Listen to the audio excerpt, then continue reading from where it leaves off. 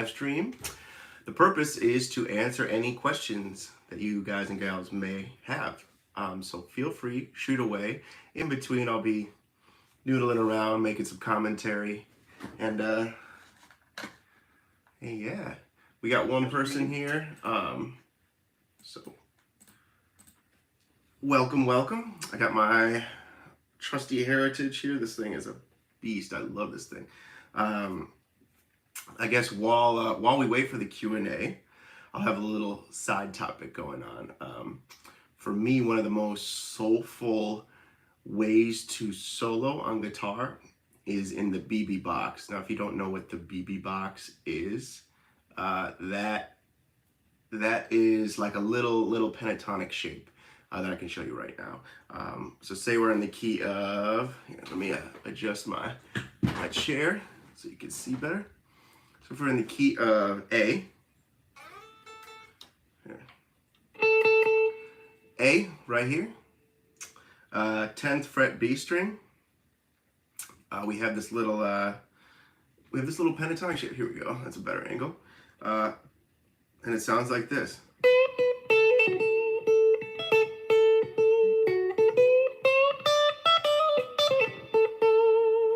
And really all I'm doing is like playing a little pentatonic shape here. So while I wait for some folks to come in and join us, kind of talk about this little shape. It's bluesy, it's soulful. B.B. King, John Mayer, all the likes of those kind of players use it, and I love using it. So basically it's A, so 10th fret, 12th fret B string, and we can bend this 12th fret. We can bend it a whole step, or we can bend it a half step. Hello, just notice we got some more folks joining. Welcome. This is a Q&A. But I'm also covering B.B. King's blues, B.B. King's box. So we have this 10th fret, 12th fret, and then we have on the high E string the 10th fret and the 12th fret. And then we also have this G string on the 11th fret. So it sounds like this. Like if I was just to play it rotely, this is what it would sound like. But it's really in the key of A. So what the key is just bending this this B string. We get that kind of sound. So we bend the B string up a half step, bend it back down, we land on the A. And then we can do something like this. Jump up to the high E 12th fret. These are just kind of little phrases you can use and twist and make it your own. I think one of the big keys is the hammer-ons and pull-offs. So doing some stuff like this. Hammer-on, pull-off. And then like having it be really quick. That's kind of one of the key takeaways. What's going on, everyone? We have a couple new people. This is a Q&A. If you have any questions, feel free to shout out anything in the whole world besides asking about my mom. And also, I'm just covering B.B. King's blues box while we wait for some questions. So yeah, that's it. If we're in the key of A, we want to do some soloing. We can use that formula that I just showed you. We can also bend on the high E string, this 12th fret, and bend it up a whole step.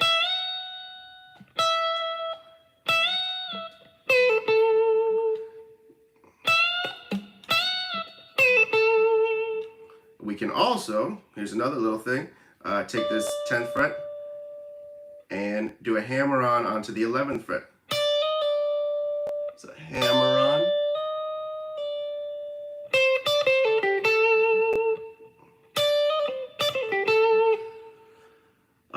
T Jones 36, you just said, can we make a video on arpeggios? I'm not sure where to start. That's a good question.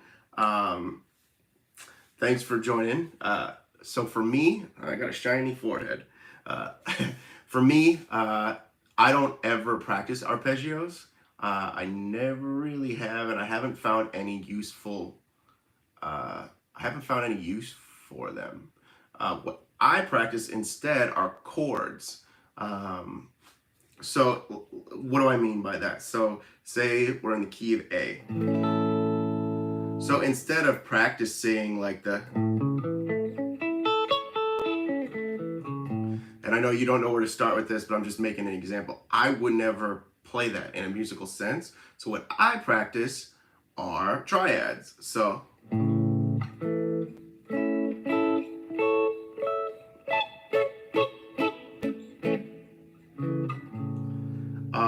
for me, I can make more music doing that than I can with an arpeggio.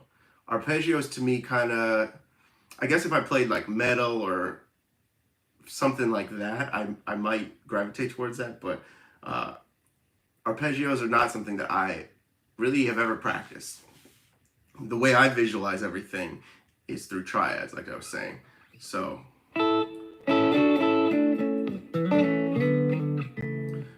so if I had to play an A all the way up and down, you know, I'd start down here on the low E string, 5, 4, 3, and then I just kind of invert my way all the way up, and then I'd go 4, 2, 2, and then 2, 2, 2, 5, 7, 6, 5, and then 6, 5, 5. So it sounds like this.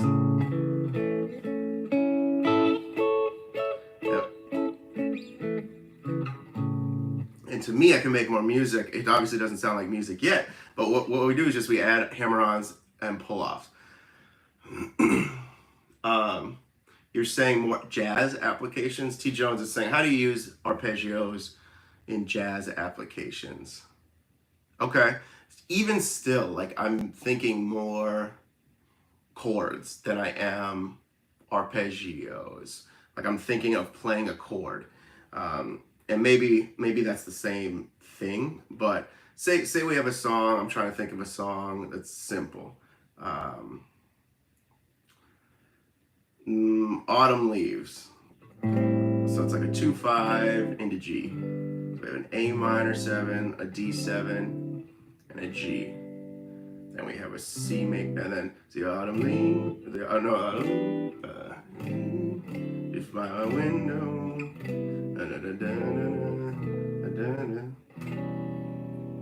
So if I was to think about this, I would be playing more of the chord tones than anything else. I wouldn't be thinking arpeggio. So I'd be thinking, okay, what are all the ways I can play this chord, A minor?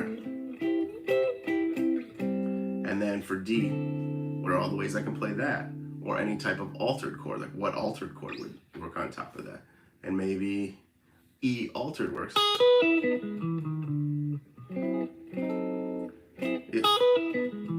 So I'm thinking like what chords work on top of it, or what chords can I superimpose?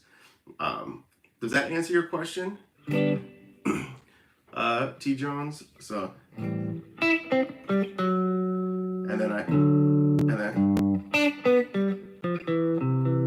I'm just thinking chords.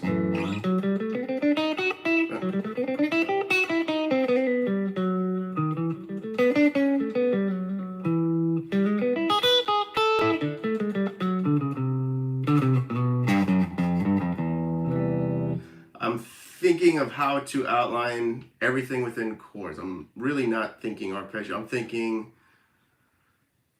yeah, and like usually just major or minor shapes. That's it. I'm not really thinking about a lot of extension. T. Jones, does that help at all? We got NC saying, hey, what would your advice be for getting better timing, phrasing, when you start licks, etc.? That's a great question. So my advice would be to record yourself.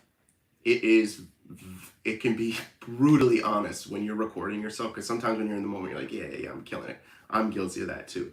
And when you record yourself, you really can't hide anything. So record yourself.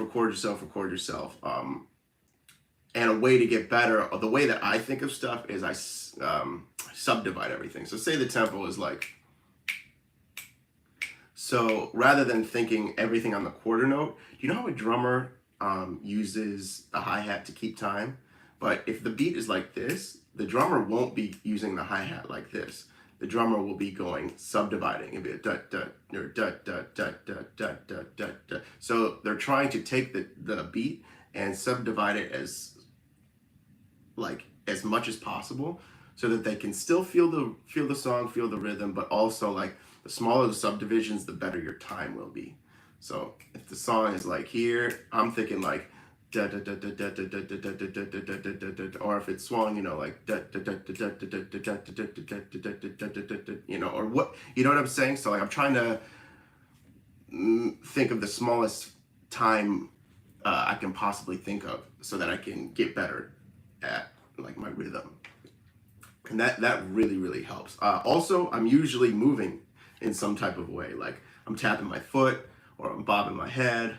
And if you ever stop tapping your foot or bobbing your head, have that physical movement, and it's yeah, it's like if you stop moving, something was thrown off.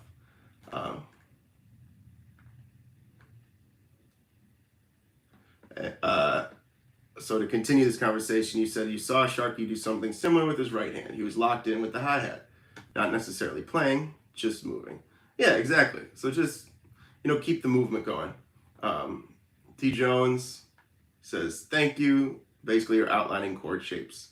Exactly. I'm just outlining chord shapes. That's all I'm doing. And trying to make it musical. And I can figure out which chords can lay on top of other chords. This could be a whole little master class on itself, but like if you're in A minor, right? I could play a C major, right? I could play a D major, you know, and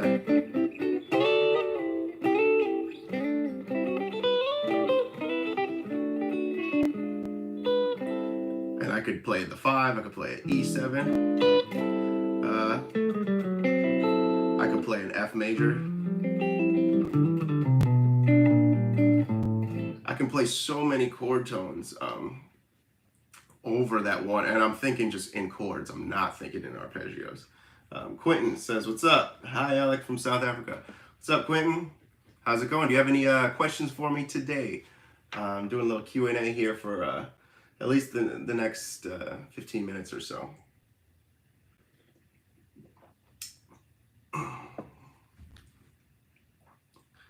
So...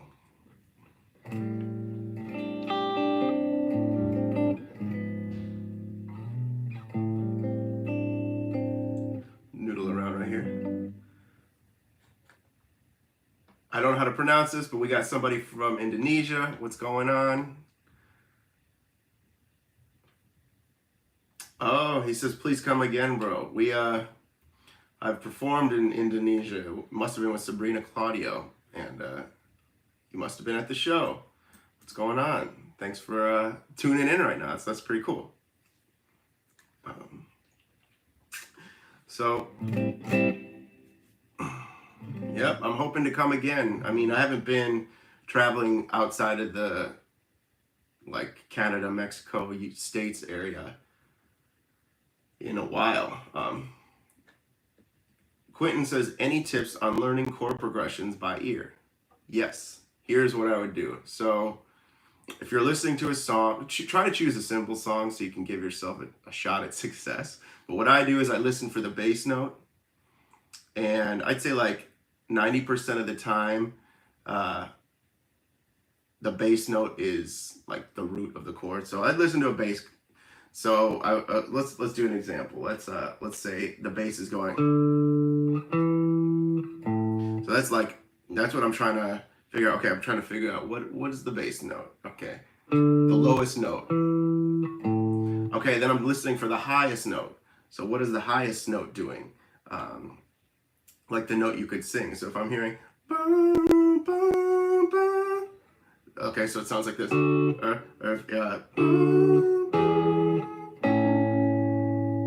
I totally missed saying that. So if it's then I would know. Okay, well, then I'd fill it in like a sandwich method. But I would say, okay, D, I have my low note, I have my high note. Now, what is it in the middle? Is it a major chord? Is it a minor chord? Is it a dominant chord? Is it some weird alien fancy chord? But chances are it's either a major, minor, or a dominant chord. And that's how I do it. We could do another example if it's something like this.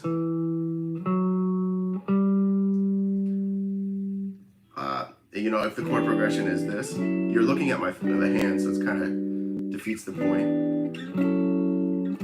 But really what I'm listening for is the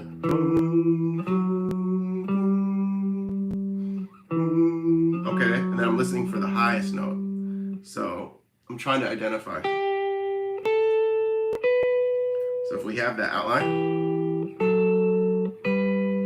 we already have like, okay, it's a minor, minor, major, and then I fill it in. Like I fill in the information, and that's the hardest part, is filling in that information. Like there could be like weird extensions, but in general, like most songs are major, minor, or dominant. Hope that helps. Quentin. What's up, Ricky? You're from Indonesia. Ricky Ashery 91. Finally can find someone live guitar. That's awesome. I'm not really sure if I understand that. Maybe retype the question. We have Bob Asparo. I'm having trouble pronouncing these names. What's your live gear now? Maybe travel for your concert. Still using the Helix? I'm using pedals. I've shown some of my pedals in another live, but yeah, it's like a compressor, volume, wah, couple overdrives, reverb, delay, and then some modulation, but nothing too crazy. The Helix is cool. I've never quite been able to get the tone I want out of a Helix. For me, when I go to like hip hop or R&B sessions that need like really wonky kind of sounds, the Helix is amazing. Like a lot of the stuff you'll hear like that's coming out like R&B has like kind of like modulated R&B chords, you know? And for me, the Helix is amazing at that, but I haven't been able to dial in like a really great, inspiring, like live sound with it. So I've been just using pedals, a lot of Strymon and that kind of thing. JW asked how to develop lead. Transcribing? Yeah, that's a great question. How do you develop lead?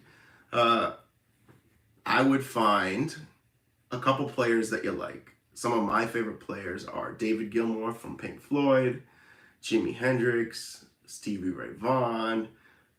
Find some of these players, Wes Montgomery, Prince, who's right here. And yeah, transcribe, but what I would do is I would take like little sound bites. So I wouldn't necessarily transcribe a whole solo, because then you're like committing it to memory, I guess. But what I would do is I would take like a little phrase that you like, maybe a little lick, and then I would try to like play it in another key or like another song to give it a different context. And it will also make you play it a little bit different feeling wise. So let's say we have, I'm gonna make something up and I'll show you how I would do this. So let's say you're listening and you hear a lick and it's like a Wes Montgomery lick, and it's okay, all right, G minor. All right, so I would hear that, and okay, so you say you transcribe it, great, but it doesn't mean anything until you put it into practice. So I would like listen to another song and say the other song is in A minor. So, you know, you play it in A minor. But here's the trick. It still doesn't mean anything. I would give it some, I would make it your own. How do you do that? Well, you kind of like add little rhythmic variations. So you're gonna, you know, like you can play with it, have fun with it. So that's like the final step, is take a little phrase, play it in other songs and then make it your own by like mutating it just a little bit. Um, and that's how I do it. Back in the day when I didn't have like any vocabulary whatsoever, I would definitely transcribe full songs. So I would be an advocate of that, but I found that it's better just for your muscle memory rather than actually, like, and it works well for your ear, like it's seeping into your subconscious. You're kind of like learning, you're learning how things should sound without necessarily understanding why. But if you really want to like develop a lead sound that's unique, take stuff and make it your own.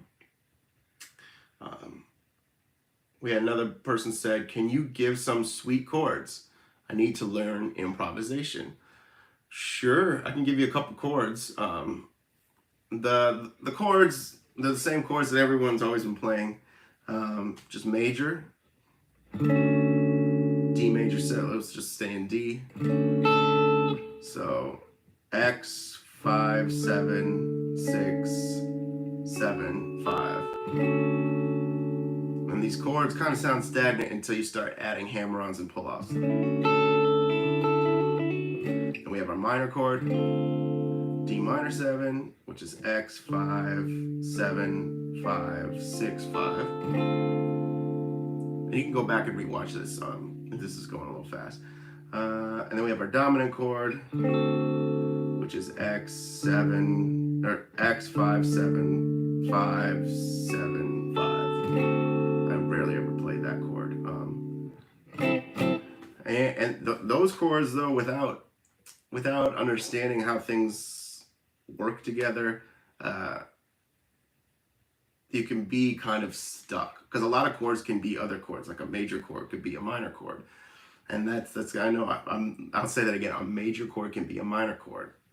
Like, check it out. This. I'm just borrowing right here. Is it a C? Is it a C major or an A minor? Is it an F major? So really understanding how one thing can be reused over and over again, that's really, really the key. And triads are the key to everything. Major triads, minor triads, all that stuff. That is the real key to understanding and unlocking the guitar. Because yeah, like if we go back to this example, this D minor, that could be a D minor 7, but it could also be like a B major 7. So hear that again. It could be also a G minor 9. You see what I'm saying? So one chord can be a lot of different chords. This could also be like a F. It could be so many chords. It's wild. So just really understanding how things can work together. And yeah, we're going to be working a lot on this channel. So, follow me and I'll try to,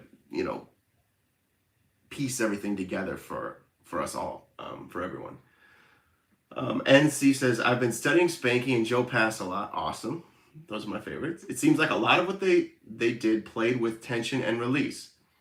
What are some ways to get tension and release it? That's a great question, NC. Tension would be dominant chords. Release would be resolving.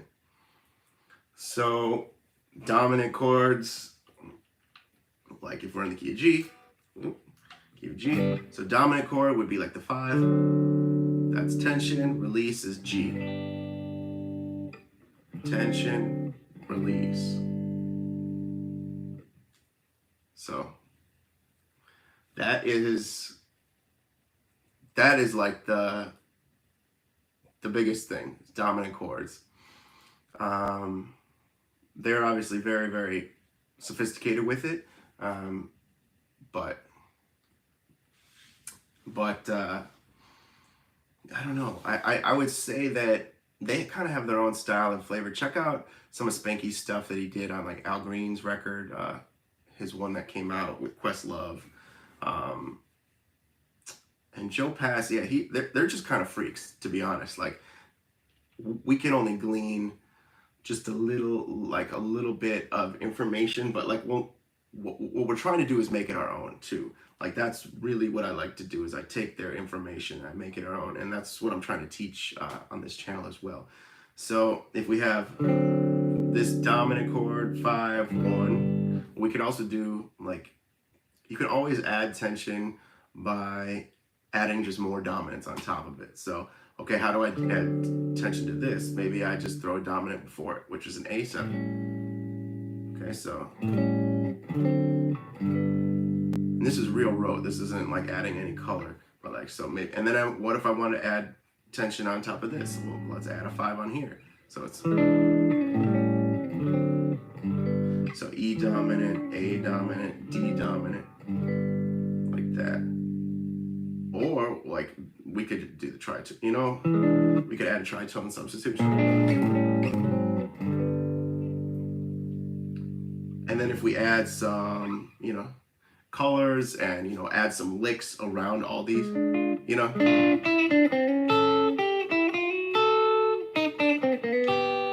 And then we start soloing, that kind of thing, outlining the chords. That's, I think, where they're coming from.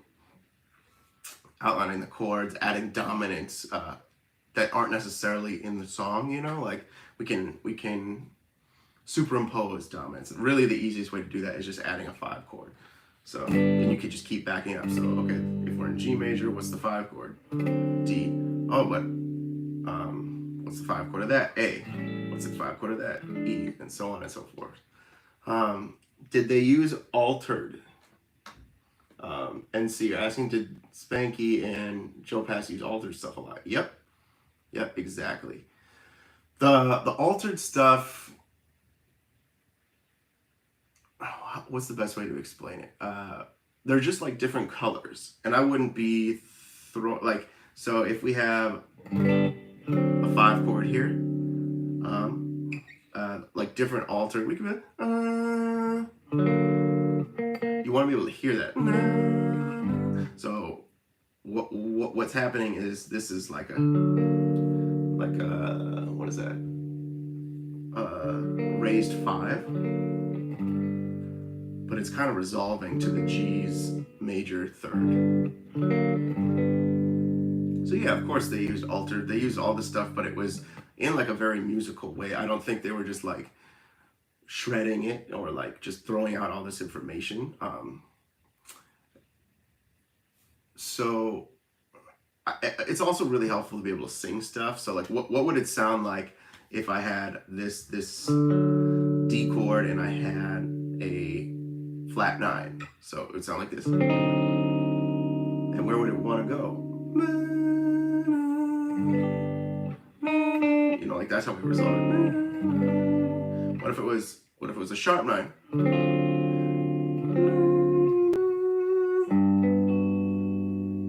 And so we, like, if we were to add extensions, that's how we would, and then try to resolve it. And then the final step would be, okay, what triads work with all these extensions? So say, so we have this like Jimmy chord. Okay, what do we have? Well, we have an F major triad in there. So you can play like an F.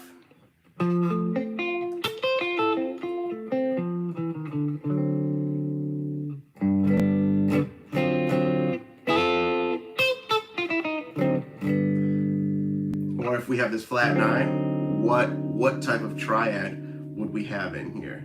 Or what type of triad could we use? We could use a B triad.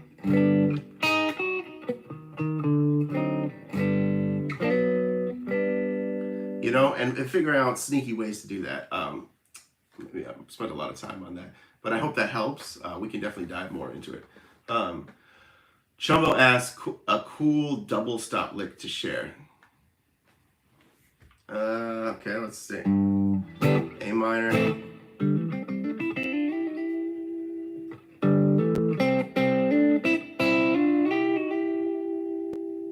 Honestly, none of this stuff means anything unless you know how to use it tastefully and appropriately, and I'm just making this stuff up. Normally, I kind of react to the music.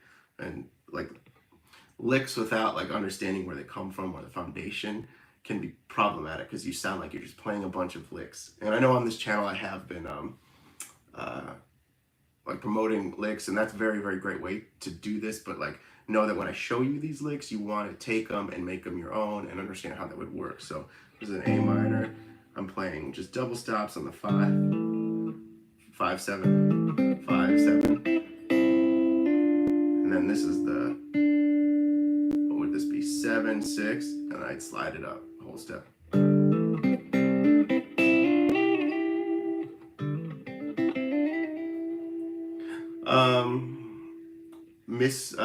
Mr. Music Genie said, "Can you show us some minor 2-5-1 chords and licks, please?" Sure. Let's stay in the same key. First, you got to know the chords. Here's a nice one, which is A minor 7 flat 5. If you don't know this, this was very, very popular. So 5 5 5 4, and then we go to D7, which is X 5 4 5 3 to G minor.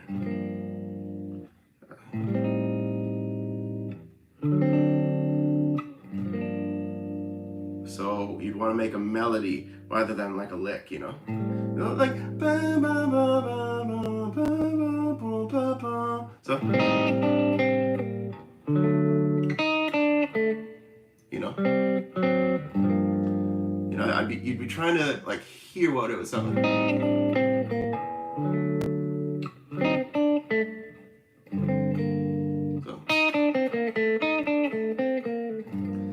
So like I'm trying to hear it and be able to play it within the chord as well.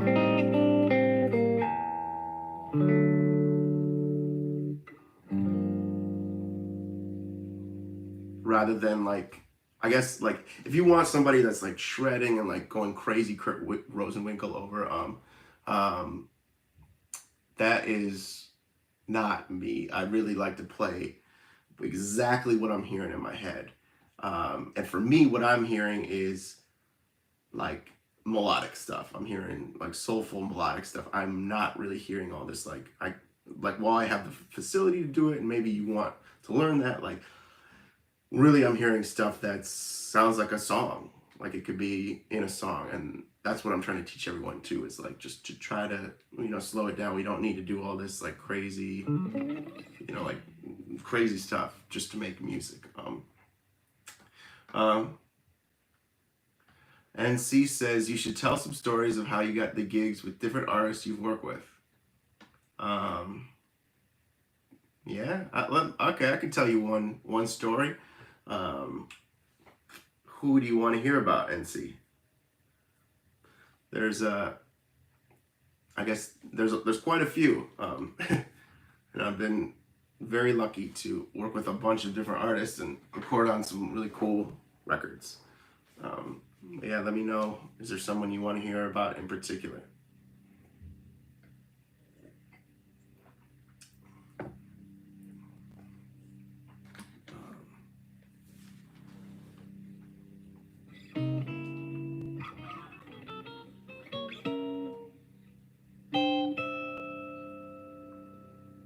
And C says, correct me if I'm wrong, but you've worked with Kanye, right?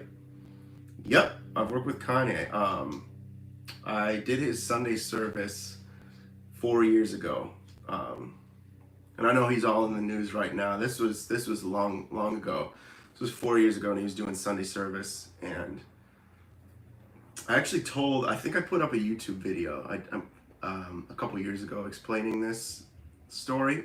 But I'm sure if I tell it right now, there'll be some slight variations. But okay, how this all came about is I just moved to LA less than 4 years ago, and I was playing at a club down in Inglewood, Los Angeles, which is like by the airport. It was a club, I can't even remember, the name escapes me. And every Sunday we'd go play, and we'd be playing for peanuts. You know, we wouldn't be making a ton of money, but it was awesome and it was fun. And we'd play a bunch of old school R&B songs like Week by SWV, and we play all, you know, like, it was just great. It was a great time. A lot of standards. And one day, after the gig, this guy was like laying down next to me. He's just like passed out in the booth, just tired, like not drunk, not anything. He was just he was tired. And I was like, man, like, hey, what's going on? We ended up, he wakes up a little bit after our set, and it's like 1:30, and I'm waiting to get paid out by the band leader. And, you know, we start talking, and a couple of the members in like the little crew that was waiting had known me because I had started playing there like for the past 3 months. So they kind of knew what I was about. They knew that I could play. They knew that I wasn't an asshole. And by the end of the night, me and this guy were walking out, and he's like, "Oh, like let me get your number. I might need you for something." I said, "Okay, cool, no problem." Give him my number. A couple days later, I got a call, not from him, but from someone else, and yeah, her name was Jasmine, and she's like, "Hey, I know this guy that was you guys were hanging out last night, and you know I'm gonna vouch for you. Is that okay? Are you available to whatever?" I was like, "Yeah, sure, no problem."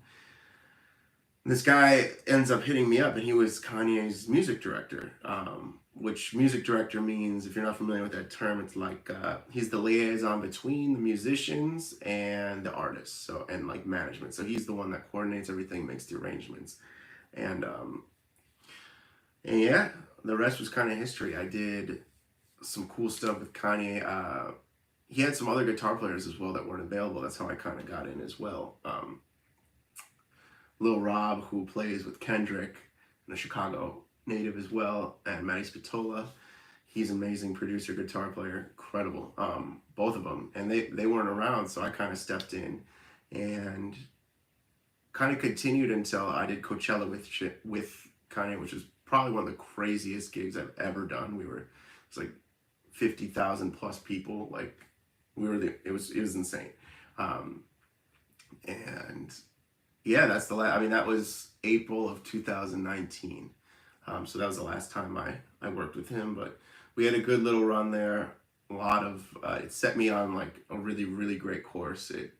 Music, like the whole situation was really, really amazing, and I got to meet so many cool people, and a lot of doors opened because of that. So yeah, and see, that's the story. Deshi Dan. Much love from South Africa. What's up, man? Mr. Music Genie. Jazz blues licks over 16251, please. Okay. I mean, so if they're blues, first thing before I show you a bunch of licks, blues need to tell a story. It needs to be call and response. When I say that, call and response is like if I say hey, you say ho. So there has to be space in between. And you have to build an idea and a motif. So rather than showing you licks, I'd rather show you this concept. So say we're in the key of A, and it's just, you know.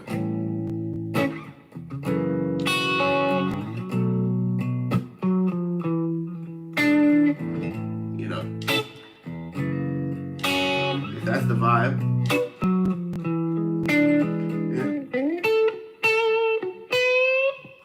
You know, we let the time go, and then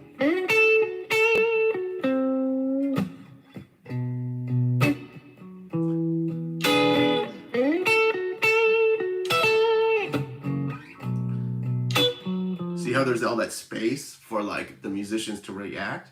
So it's really not about like playing a lot of licks. It's literally about like saying something, stepping back, and waiting for the audience or the other musicians to respond musically. And as you build your solo, really what you want to do is you can build in like note density, but like when you start off, you want to be very sparse and introduce an idea or a motif that's not that many notes, and it's easy to grasp onto. It's almost like you could sing it, you know. And that's what I would do. Even if it was faster, you know, like, all right.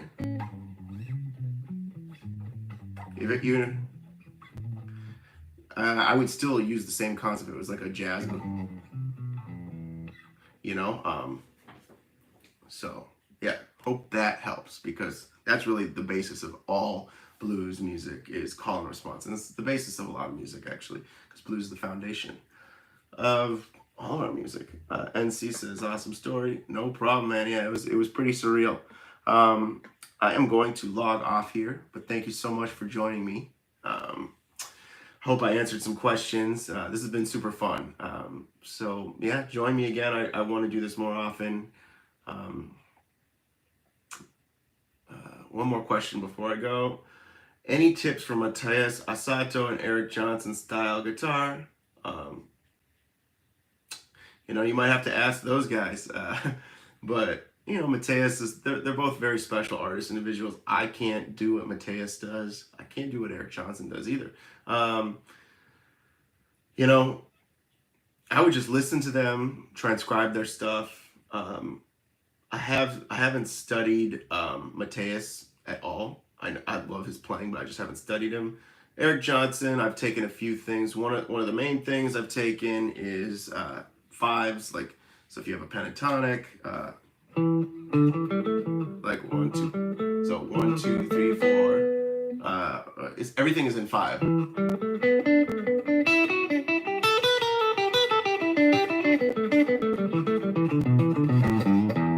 And then he does it very fast. I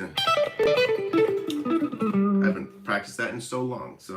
But making him even, so down, up, down, up, down, down, up, down, up, down, down, up, down, up, down, down, up, down, up, down, down.